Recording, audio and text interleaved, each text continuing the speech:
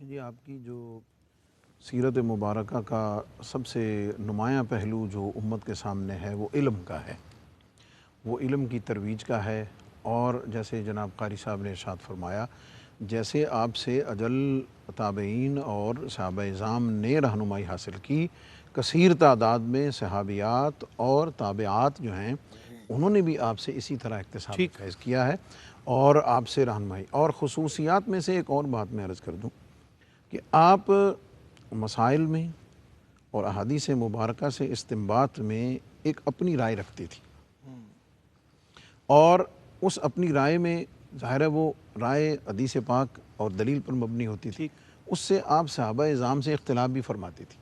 صحیح۔ اور کمال یہ ہے کہ چونکہ آپ اپنی دلیل پر قائم رہتی تھیں، جیسا کہ رؤیت باری تعالیٰ کا مسئلہ ہے، اس میں آپ کا موقف جو ہے وہ الگ ہے، اسی طرح مسجد میں نماز جنازہ کے حوالے سے ہے اور کچھ مسائل میں۔ جی جی تو آپ یعنی یہ جو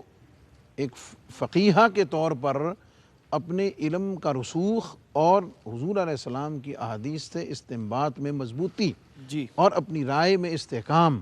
یہ آپ کا وہ ایک خاص پہلو ہے جو آگے امت کے جو مجتہدین ہیں، جو اجتہاد کرنے والے ہیں، ان کے لیے رہنما اصولوں میں سے ایک اصول بنتا ہے۔ ٹھیک اور پھر اس کے ساتھ ساتھ آپ کی جو عبادت و ریاضت کے معمولات ہیں، آپ کی جو سخاوت ہے، آپ کی جو عطا ہے اور دیگر تمام معاملات ہیں، میں سمجھتا ہوں کہ اس سے بڑی شان اور اس سے بڑی عظمت کی بات کیا ہو سکتی ہے کہ قرآن و سنت کی روشنی میں جن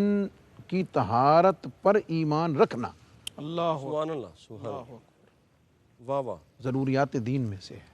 اللہ اکبر۔ یہ اہل علم پر یہ جملہ مخفی نہیں، یہ جیسے قاری صاحب نے سورۃ النور میں واقع عفق کا ذکر کیا ہے، اللہ رب العزت نے آپ کی اس برات میں، آپ کی عظمت و شان میں ایک روایت، اس کو دیکھیں مضمون کو 10 12 16 اس تمام مضمون کے تسلسل کو دیکھیں، وہ ساری آپ کی برات میں ظاہر ہوئی۔ اور ایک جگہ ڈسکس کرتے ہوئے علماء نے لکھا کہ حضور علیہ السلام نے اس پر اپنی رائے کیوں نہ دی، اللہ اکبر۔ حضور علیہ السلام خاموش کیوں نہ رہے،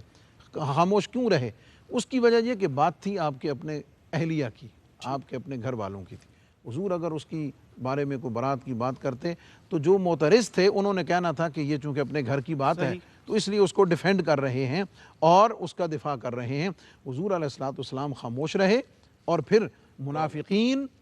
اپنی اس خبث باطنیہ کی وجہ سے ظاہر ہوئے، وہ سارے کے سارے جب اوپن ہو گئے، پتہ چل گیا، اللہ رب العزت نے آپ کی عظمت و شان اور آپ کی عصمت و پاک دامنی و طہارت کو قرآن مجید کی آیات کی صورت میں بتایا۔ اور اس سے بڑی شان کیا ہوگی واہ واہ۔ کہ قرآن کی تلاوت کرتے ہوئے 6666 آیات کم و بیش، وہ قرآن اس وقت تک مکمل نہیں، ایمان اس وقت تک مکمل نہیں اللہ جب تک عظمت توحید کا ترانہ نہ گایا جائے، جب تک دیگر آیات کے ساتھ، جب تک حضور کے صحابہ اہل بیت کے ساتھ، جب تک قرآن کی آیات کی صورت میں عظمت سیدہ کائنات، سیدہ صدیقہ کائنات بنت صدیق اکبر جناب سیدہ عائشہ رضی اللہ تعالی عنہا، جب تک قرآنی آیات کی شکل میں ان کا قصیدہ اور عظمت قرآنی آیات کی شکل میں نہیں پڑھو گے، نہ قرآن کی تلاوت مکمل ہو سکتی ہے، سبحان اللہ۔ نہ ایمان مکمل ہو سکتا ہے۔ امام اہل سنت نے اس لیے آپ کی بارگاہ میں نذرانہ محبت پیش کیا، بنت صدیق آرام جان نبی، واہ بنت صدیق آرام جان نبی، اس حریم براعت پہ لاکھوں واہ واہ واہ۔